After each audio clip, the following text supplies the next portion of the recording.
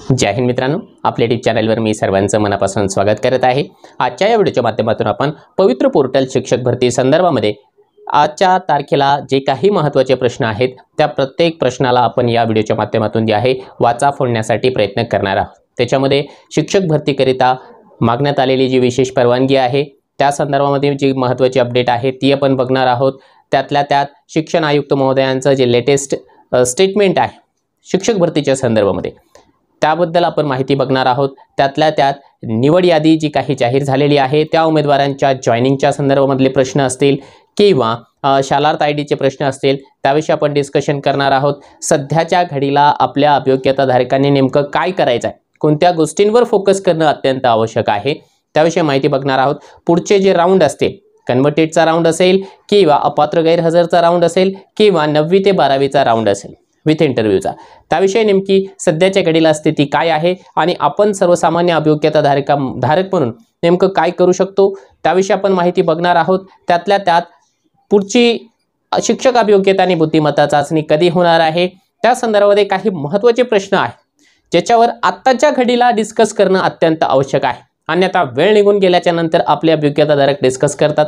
त्याविषयी देखील माहिती आपण या व्हिडिओच्या माध्यमातून बघणार आहोत। आणि त्यातल्या त्यात सध्याच्या घडीला आपण सर्वसामान्य कॅन्डिडेट्स काय करू शकतो त्याविषयी आणि काय करायला पाहिजे त्याविषयी देखील आपण या व्हिडिओच्या माध्यमातून माहिती बघणार आहोत। म्हणजे एकूण जेवढे काही महत्त्वाचे प्रश्न आजच्या घडीला जे आहे शिक्षक भरती संदर्भामध्ये निर्माण झालेले आहे ते सगळ्या प्रश्नांवर आपण डिस्कस या व्हिडिओमधून करणार आहोत। परंतु तत्पूर्वी आपण जर चॅनलवर नवीन असाल तर आमचं चॅनल सबस्क्राइब करा, साईडचा जे बेल आयकॉन आहे त्याला देखील प्रेस करा जेणेकरून शिक्षक भरतीच्या संदर्भामधल्या कोणत्याही माहितीची अपडेट आपल्याकडून मिस होणार नाही। सर्वात पहिल्यांदा सर्वात हॉट क्वेश्चन ते म्हणजे इलेक्शन कमिशनला जी विशेष परवानगी मागण्यात आलेली आहे त्याचा रिप्लाय आला का, आला असेल तर काय आलेला आहे। तर आपण आजच्या तारखेपर्यंत जी अपडेट घेण्याचा प्रयत्न केलेला आहे की विशेष परवानगीचा जो प्रस्ताव आहे दिल्लीला गेलेला निवडणूक आयोगाच्या ऑफिसला त्याचा रिप्लाय अजूनही आलेला नाही, ना पॉझिटिव्ह रिस्पॉन्स आलेला आहे ना निगेटिव्ह रिस्पॉन्स आलेला आहे। आता त्याला इतका उशीर का बरं लागत आहे हे सर्वांनाच पडलेलं एक कोडं आहे आणि माझ्या माहितीप्रमाणे तर शासनाला देखील या ठिकाणी जे आहे एक क्वेश्चन मार्क निर्माण झालेला आहे की अजूनपर्यंत आपल्याला उत्तर का बरं मिळालेलं नाही। कारण आपण जर का बघितलं की लास्ट वीकमध्ये मला असं वाटतं की सेंट्रलचे जे फायनान्स डिपार्टमेंट आहे त्यांना ज्यावेळेस अशाच प्रकारचा प्रस्ताव इलेक्शन कमिशनला त्यांनी पाठवला होता त्यांना 2 दिवसामध्ये रिप्लाय मिळालेला होता, परंतु आपले जे आहे 15 दिवसांचा कालावधी लोटून गेला तरी देखील रिप्लाय मिळू शकलेला नाही। काय गौडबंगाल आहे ते कळायला मार्ग नाही। आता शासन देखील हतबल झालेला आहे, कारण शासनाचं काम काय होतं की प्रस्ताव पाठवून देणं, त्यांनी तो प्रस्ताव पाठवून दिलेला आहे। आता त्याचा जोपर्यंत रिप्लाय येणार नाही तोपर्यंत कोणतीही प्रक्रिया या ठिकाणी करता येणार नाही किंवा शासन त्यांना रिपीट देखील विचारू शकत नाही। हा देखील एक थोडासा या ठिकाणी कॉन्ट्रोवर्शियल मुद्दा निर्माण झालेला आहे। तरी देखील आपण अपेक्षा व्यक्त करूया की आज उद्याच्याला सुट्टी आहे आणि मंडेला किमान याचं उत्तर आपल्याला येणं अपेक्षित आहे। अपेक्षा व्यक्त करूया की याचा जो रिप्लाय असेल इलेक्शन कमिशनचा तो पॉझिटिव्ह यायला पाहिजे, कारण त्यामध्ये निवड झालेल्या उमेदवारांना जॉइनिंग देणं, रखडलेली जे काही यादी आहे ती यादी पब्लिश करणं, ह्या दोन्ही गोष्टी इन्क्लूड करण्यात आलेल्या आहेत। आता बघूया कोणकोणत्या गोष्टींसाठी परवानगी मिळते आणि कोणत्या गोष्टीला या ठिकाणी जे आहे रिजेक्ट केल्या जाते। जशी ती माहिती आली तुमच्यापर्यंत पोहोचवण्यासाठी निश्चितपणाने प्रयत्न करतच राहणार आहे। आता सध्याच्या घडीला आजच्या तारखेला जर का आपण बघितलं की माननीय शिक्षण आयुक्त सूरज मांढरे सरांना चालू असलेल्या शिक्षक भरती संदर्भात ज्यावेळेस प्रश्न विचारला गेला त्यावेळेस त्यांनी कालच्या तारखेला एक स्टेटमेंट असं केलेलं आहे की सध्या जो काही 11,085 उमेदवारांची निवड यादी लागलेली आहे त्या निवड यादीमधून जवळजवळ 3,500 उमेदवार आपल्या ठिकाणी रुजू झालेले आहे। बाकीच्या उमेदवारांची जी नियुक्ती आहे ती आचारसंहितेच्या कारणाने या ठिकाणी थांबलेली आहे। परवानगी मिळाल्याच्या नंतर सर्वांना आम्ही या ठिकाणी जॉइनिंग करून घेणार आहोत। जूनच्या पूर्वी ती संपूर्ण प्रोसेस आहे ती होऊन जाईल। हा प्रश्न तेवढासा काही सध्याच्या घडीला कॉन्ट्रोवर्सी क्रिएट करणारा नाहीच आहे, कारण ज्यांची निवड यादीमध्ये नावं आहेत त्यांना जॉइनिंग मिळणारच आहे। राहतो आहे प्रश्न पुढचा की आता पुढे जे आहे कोणती यादी लागणार आहे किंवा पुढची जी प्रक्रिया आहे ती नेमकी काय असायला पाहिजे। कारण याच्या पूर्वी आचारसंहितेच्या पूर्वी जर का आपण बघितलं, मी स्वतः ज्यावेळेस पूर्णतः जाऊन माहिती घेतली होती की पुढच्या याद्या कधी लागतील, कोणत्या लागणार आहेत, तर त्या संदर्भामध्ये आपल्याला सांगण्यात आलं होतं की पुढची जी यादी असणार आहे विथ इंटरव्ह्यूची यादी असणार आहे। परंतु त्याच्यानंतर बऱ्याच अभियोग्यताधारकांचे वेगवेगळे जे ग्रुप्स आहेत ते ॲक्टिव्ह झाले. प्रत्येक ग्रुपनं आपल्या आपल्या पद्धतीने जे आहे निवेदनं शासन दरबारामध्ये किंवा आयुक्त ऑफिसला पोहोचवली आणि प्रत्येकानं सांगितलं की ही नाही ती यादी लावा, ती नाही ती यादी लावा. त्याच्यामुळे जे आहे अधिकारी वर्ग देखील या ठिकाणी थोडेसे संभ्रमित झालेले आहे की नेमकी कोणती यादी या ठिकाणी लावायची आहे. आता सध्या डायरेक्टली जोपर्यंत इलेक्शन कमिशनची परवानगी मिळत नाही तोपर्यंत यादी लागणार नाही. परंतु माझं सर्वांना या ठिकाणी एक सांगणं आहे की सध्या शांततेचा काळ आहे. असं म्हटलं जातं ना की शांततेच्या काळामध्ये जर का जास्त घाम गाळला तर युद्धामध्ये आपल्याला कमी रक्त सांडावं लागतं. त्याच्यामुळे सध्या शांततेचा काळ आहे. या शांततेच्या काळाचा उपयोग आपल्याला आपल्या फायद्यासाठी करून घ्यावा लागणार आहे. तर आपल्याला जे आहे कमीत कमी कालावधीमध्ये पुढच्या ज्या काही निवड याद्या किंवा जॉईनिंग लेटर्स आहेत ते सहजपणाने मिळू शकतील. आता नेमकं आपण काय करू शकतो, काय करायला हवं, तर एक महत्त्वाची गोष्ट बघा की 10% जागा आपल्या सरळ सरळ कपात झालेल्या आहेत. म्हणजे जे 21,678 जागा आहेत त्या जागा मुळात त्याच्यामध्ये ॲडिशनल आपल्याला 10% जागा मिळणार होत्या. परंतु बिंदू नामावलीच्या संदर्भामध्ये प्रश्न उपस्थित केला गेल्यामुळे 10% जागा या बाजूला ठेवण्यात आलेल्या आहेत.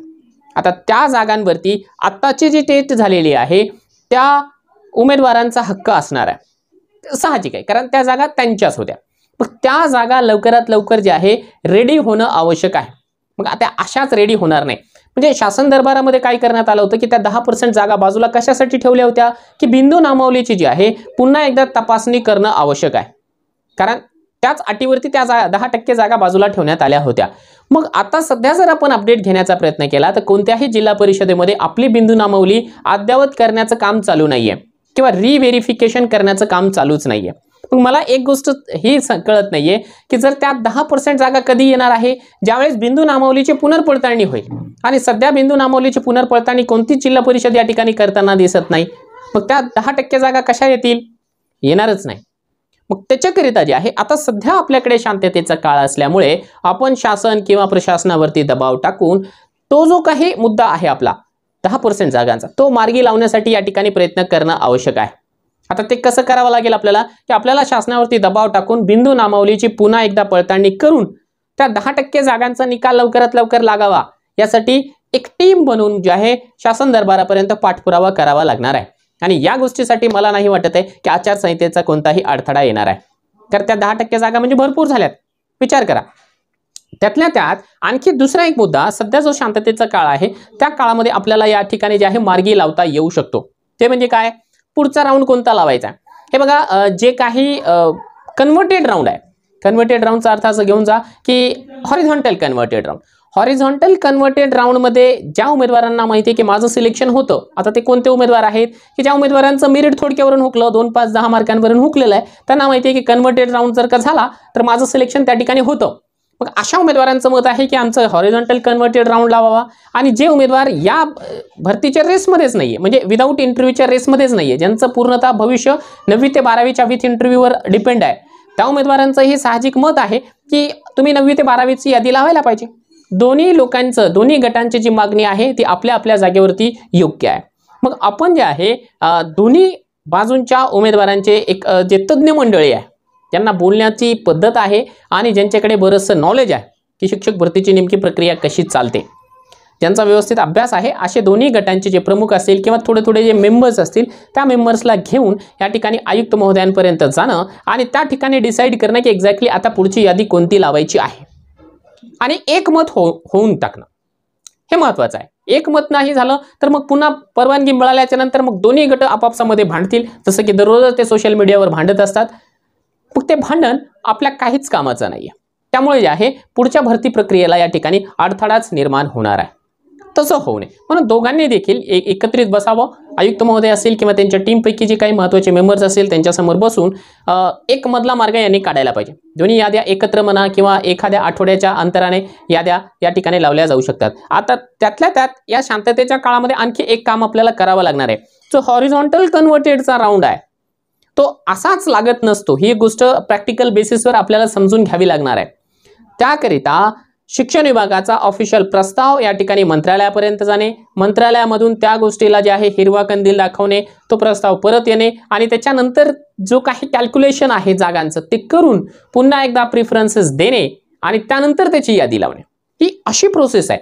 मग आपल्याला सध्याच्या घडीला हे पाहावं लागणार आहे की शिक्षण विभागाचा जो प्रस्ताव आहे तो गेलाय का, गेला असेल तर त्याला मंजुरी मिळाली आहे का, मिळून जे आहे सर्वच्या सर्वच जागांना मंजुरी मिळाली की माजी सैनिकांचा जो 15% एक मोठा वाटा आहे तो संपूर्णतः बाजूला ठेवला गेला आहे, ते आपल्याला बघावं लागणार आहे. किंवा जर ते पूर्ण झालेलं नसेल तर त्याचा योग्य मार्गाने आपल्याला पाठपुरावा करावा लागणार आहे आणि हे सध्याच्या घडीला आपण करू शकतो. त्यामुळे एक जर का आपण चांगली टीम बनवली आणि या गोष्टीचा पाठपुरावा आपण व्यवस्थितपणाने केला तर निश्चितपणाने भरतीची जी प्रक्रिया आहे ना, जे की आपण म्हणतो की फारच लेंदी प्रोसेस आहे, ती लेंदी प्रोसेस राहणार नाही. अगदी कमीत कमी वेळेमध्ये ही प्रोसेस होऊ शकते. सध्या आपल्याकडे वेळ आहे. माझं असं स्पष्ट मत आहे, बऱ्याच जणांना वाईट वाटेल की आपण सोशल मीडियावरती भांडण करून याचं काहीतरी मागचं प्रकरण काढ, त्याच्या मागचं काहीतरी प्रकरण काढ, याच्याविषयी काहीतरी बोल, त्याच्याविषयी काहीतरी बोल, याच्या जातीबद्दल बोल, त्याच्या जातीबद्दल बोल, हे प्रकरण करण्यापेक्षा जर का या प्रॅक्टिकल बेसिसवर ज्या गोष्टी महत्त्वाच्या आहेत त्या गोष्टींवर आपण बोललो, भांडलो तरी चालतं, कारण ही प्रॅक्टिकल बेस आहे. कारण याचा फायदा जे आहे सर्वांना होणार आहे. म्हणून आपल्याला या गोष्टी कराव्या लागेल. कन्व्हर्टेडचा जो पूर्ण प्रस्ताव आहे त्याचा पाठपुरावा करून त्या जागा आणून ठेवणं, म्हणजे आपण सगळ्या गोष्टी रेडी करून ठेवायच्या. अगदी कन्व्हर्टेडचा जो पूर्ण प्रस्ताव आहे त्याला सँक्शन करणं असेल किंवा 10% जागांचं प्रकरण असेल, या सगळ्या जागा रेडी करून ठेवायच्या की जेणेकरून आज आपली आचारसंहिता संपली किंवा इलेक्शन कमिशननं आज परमिशन दिली तर एका आठवड्यामध्ये जे आहे बाकीची सगळी प्रोसेस करता आली पाहिजे. नाहीतर असं होऊ नये की इलेक्शन कमिशनची परवानगी मिळाल्याच्या नंतर किंवा आचारसंहिता संपल्याच्या नंतर या प्रक्रियेला आपण सुरुवात केली, मग त्याला अजून बराचसा कालावधी लागेल. त्याच्यामुळे या काळामध्ये त्या गोष्टी करणं आवश्यक आहे असं मला तरी वाटतं आहे. त्यानंतर जे आहे आणखी एक गोष्ट या ठिकाणी करेल मी की आपले अभियोग्यताधारक जे आहे सध्याच्या घडीला सोशल मीडियावर बरंचसं भांडण करतानाही दिसत आहे, नको त्या गोष्टींवरती फोकस करताना दिसत आहे. आपलं लक्ष जे आहे किंवा आपली जी शक्ती आहे ती योग्य ठिकाणी लावणं हे कधीही योग्य आहे. किंवा ज्या गोष्टीचं काहीच आउटपुट नाही, ज्या भांडणाचं काहीच आउटपुट नाहीये त्या ठिकाणी आपण शांत राहणं हे कधीही बेटर आहे, असा माझा तुम्हाला सल्ला देखील असेल. आता महत्त्वाचं बघूया आपण की सध्याच्या घडीला आणखी हा जो शांततेचा काळ आहे ना, या काळामध्ये एक काम जे फार समजूतदार अभियोग्यताधारक आहे त्या लोकांनी करणं अत्यंत आवश्यक आहे. ते म्हणजे काय की जे विवादास्पद मुद्दे आहेत सध्याच्या घडीला, त्या विवादास्पद मुद्द्यांच्या बाबतीमध्ये माननीय आयुक्त महोदयांसोबत एक चर्चा आयोजित करून ते मुद्दे चर्चेच्या माध्यमातून सोडवले जाऊ शकतात का ते तपासून बघणं आवश्यक आहे. प्रयत्न करून पाहायला काय हरकत आहे. आता विवादास्पद मुद्दे म्हणजे कोणते की जसं आपण म्हणूया की TET मधला जो 55-60% क्रायटेरिया असेल किंवा उर्दू माध्यमावर जे मराठी माध्यमाचे उमेदवार सिलेक्ट झालेले आहे सेमी इंग्लिशच्या शाळांवर, त्या संदर्भातला जो कॉन्ट्रोवर्शियल मुद्दा आहे त्या संदर्भामध्ये कोर्टामध्ये याचिका तर आहे, त्या याचिका चालत राहतील, त्याविषयी आपण काहीच बोलू शकत नाहीये. कारण याचिका टाकण्याचा अधिकार प्रत्येकाला आहे. ज्यांना असं वाटलं की माझ्यावर अन्याय झालेला आहे किंवा माझ्या समाजावर अन्याय झालेला आहे, माझ्या गटावर अन्याय झालेला आहे किंवा माझ्या स्वतःवर अन्याय झालेला आहे, तो कोर्टामध्ये जाऊ शकतो. कोर्टामध्ये जाण्यापासून आपण कुणालाही थांबवू शकत नाही. परंतु आपल्या सर्वांना माहिती आहे की कोर्टाची जी प्रोसेस आहे ती थोडीशी लेंदी असते. त्याच्याऐवजी जर का आपण माननीय शिक्षण आयुक्त महोदयांशी बसून चर्चा करून या विवादास्पद मुद्द्यांचं काहीतरी तोडगा काढू शकतो का, या ऑप्शनवर विचार करणं आवश्यक आहे. कदाचित एखादा तोडगा त्याच्यामध्ये निघू पण शकतो, तपासून पाहायला काय हरकत आहे. तर माझं असं मत आहे की या मुद्द्यांवर देखील निश्चितपणाने आपण आयुक्त महोदयांशी म्हणा किंवा त्यांच्या टीमशी या ठिकाणी चर्चा करणं आवश्यक आहे. हे माझं वैयक्तिक मत आहे. माझ्या वैयक्तिक मताशी तुम्ही कुठपत या ठिकाणी सहमत आहात ते निश्चितपणाने या व्हिडिओच्या कमेंट बॉक्समध्ये तुम्ही कमेंट करू शकता की असं व्हायला पाहिजे किंवा नाही व्हायला पाहिजे. कारण चर्चा केल्याच्या नंतर बोलल्याच्या नंतर बरेचसे मोठमोठाले प्रश्न जे आहे मार्गी लागताना मी स्वतः बघितलेले आहे आणि मला देखील या गोष्टींवर विश्वास आहे की चर्चा करून बरेचसे मुद्दे आपण सोडवू शकतो. त्यानंतर शेवटचा मुद्दा हा असणार आहे की या व्हिडिओच्या माध्यमातून की येणारी जी शिक्षक अभियोग्यता आणि बुद्धिमत्ता चाचणी आहे त्याचं टेंटेटिव्ह शेड्यूल या ठिकाणी महाराष्ट्र राज्य परीक्षा परिषद पुणे यांच्या वतीने जाहीर करण्यात आलेला आहे. आता येणारी जी TET ची परीक्षा असणार आहे शिक्षक पात्रता परीक्षा, ती शिक्षक पात्रता परीक्षा या ठिकाणी ऑगस्ट-सप्टेंबर 2024च्या महिन्यामध्ये आयोजित करणार आहोत आणि त्यातल्या त्यात शिक्षक अभियोग्यता आणि बुद्धिमत्ता चाचणी 2024 म्हणजे TIT ची जी परीक्षा आहे 3 नंबरची परीक्षा ती आम्ही नोव्हेंबर-डिसेंबर 2024 मध्ये आयोजित करणार आहोत. अशा प्रकारचं शपथपत्र माननीय औरंगाबादच्या खंडपीठामध्ये न्यायालयामध्ये जे आहे परीक्षा परिषदेच्या वतीने देण्यात आलेलं आहे. त्यामुळे आता येणाऱ्या काळामध्ये म्हणजे या वर्षामध्ये या वर्षाच्या शेवटपर्यंत TET आणि TIT दोन्ही परीक्षा जी आहे आयोजित केले जाणार आहे अशा प्रकारचं शपथपत्र सादर केलं म्हणजे त्या परीक्षा होणारच आहे. TET तर हमखासपणाने होणारच आहे. TITचा प्रश्न राहिला आहे की ती खरंच डिसेंबरपर्यंत होईल का, तर कदाचित डिसेंबरला जर नोटिफिकेशन आली तर जानेवारी किंवा फेब्रुवारीपर्यंत ती परीक्षा होऊ शकते, परंतु परीक्षा होणारच आहे. आता सध्या एक मुद्दा जो आहे, पुन्हा मला तुम्हाला या प्रश्नाच्या माध्यमातून कमेंट बॉक्समध्ये तुमच्या उत्तरांची अपेक्षा आहे की आज आपल्याला माहिती आहे की TITची परीक्षा होणार आहे, लवकरच होणार आहे. मग या परीक्षेच्या संदर्भामध्ये काही महत्त्वाची निवेदनं शासन दरबारापर्यंत आजच्या तारखेला पोहोचणं आवश्यक आहे, असं माझं वैयक्तिक मत आहे. पहिलं म्हणजे काय आहे, परीक्षा ऑफलाईन होणार आहे का ऑनलाईन होणार आहे हे अगोदरच ठरवा. ऑनलाईन जर का होणार असेल तर त्यामध्ये बऱ्याचशा त्रुट्या असतात, ड्रॉबॅक्स असतात. जसं IBPSनं मागची जी परीक्षा घेतली त्यामध्ये बऱ्याचशा उमेदवारांना बरेचसे प्रश्न या ठिकाणी निर्माण झालेले होते, त्या परीक्षेवरच प्रश्न निर्माण झाले होते. परंतु घाईघाईमध्ये सगळ्या गोष्टी होत होत्या आणि बऱ्याच वर्षानंतर परीक्षा होत होती म्हणून आम्ही लोकांनी त्याला विरोध केला नाही. परंतु आता येणाऱ्या परीक्षेच्या संदर्भामध्ये आपल्याकडे बराचसा कालावधी आहे. या बऱ्याचशा कालावधीमध्ये आपण मागचे जे काही ड्रॉबॅक्स आहेत ते दूर करू शकतो. परीक्षा ही माझ्या माहितीप्रमाणे किंवा माझ्या अपेक्षेप्रमाणे एकाच दिवशी होणं कधीही बेटर असतं, कारण त्याची जी काही काठिण्य पातळी असते ती सर्वांना समान असल्यामुळे जे काही कॉम्पिटिशन आहे ते फेअर कॉम्पिटिशन आपण या ठिकाणी झालं असं म्हणू शकतो. कारण मागची जी परीक्षा झाली पहिल्या काही दिवसांमध्ये ज्या उमेदवारांचा पेपर झाला त्या उमेदवारांना प्रचंड नुकसान या ठिकाणी झालेलं आहे, कारण त्यांना सिलेबसच खऱ्या अर्थाने माहिती नव्हतं. कारण सिलेबस फिक्स नसल्या कारणाने IBPSने आपला आडमुठपणा केल्यामुळे आपलं स्वतःचंच सिलेबस या ठिकाणी पुढे रेटल्यामुळे आर्ट्स फॅकल्टीच्या उमेदवारांचं खूप जास्त प्रमाणावरती नुकसान झालेलं आहे. हे शाश्वत सत्य आहे.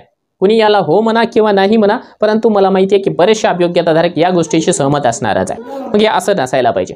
मग जर का आता पुढे परीक्षा होणारच असेल तर आपण आताच त्यांना निवेदन द्यायला पाहिजे की परीक्षा एकाच दिवशी असली पाहिजे, सिलेबस हा त्या ठिकाणी फिक्स असायला पाहिजे, आम्हाला आमची प्रश्नपत्रिका आमच्या हातामध्ये असायला पाहिजे, जेणेकरून उद्याच्याला काही आम्हाला ऑब्जेक्शन घ्यायचं असेल एखाद्या प्रश्नावर, कोणत्या गोष्टीवर, तर ते ऑब्जेक्शन आपल्याला घेता आलं पाहिजे.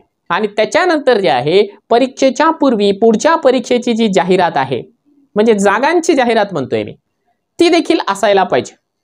कारण आपल्याला माहिती आहे परीक्षा झाल्याच्या नंतर आपल्याला 1 वर्ष भांडण करावं लागलं, आंदोलन, उपोषण, मोर्चे काढावे लागले, त्याच्यानंतर जाहिरात आली. खऱ्या अर्थाने दुसरी कोणतीही अशी परीक्षा नाहीये की ज्या ठिकाणी अशा प्रकारचं जे प्रकरण होतं की परीक्षा अगोदर आणि जाहिरात नंतर, तसं होत नाही. तर त्याच्यामुळे आपण आजपासून जर का त्या मार्गाला लागलो आणि व्यवस्थित आपण नियोजन करायला शासनाला भाग पाडलं तर आपल्याला जाहिरात देखील पहिल्यांदा पाहायला मिळू शकते, सर्वांची परीक्षा देखील एकाच दिवशी होऊ शकते आणि विशेष म्हणजे या ठिकाणी सिलेबस देखील एकच फिक्स राहू शकतो, ज्याच्यामुळे कॉम्पिटिशन हे फेअर पद्धतीने होऊ शकतं. याविषयी तुम्हाला नेमकं काय वाटतं की मी जे मत मांडलेलं आहे या ठिकाणी त्या मताशी तुम्ही खरंच सहमत आहात का, ते निश्चितपणाने या व्हिडिओच्या कमेंट बॉक्समध्ये कमेंट करा. बाकी आपण सध्याच्या घडीला जी कामं करायला आवश्यक आहे त्या कामाच्या संदर्भामध्ये मी ज्या गोष्टी बोललो ते देखील तुम्हाला पटलेलं आहे का, पटलं असेल तर निश्चितपणाने कमेंट करा आणि या व्हिडिओला जास्तीत जास्त अभियोग्यताधारकांपर्यंत पोहोचवण्यासाठी देखील निश्चितपणाने प्रयत्न करा.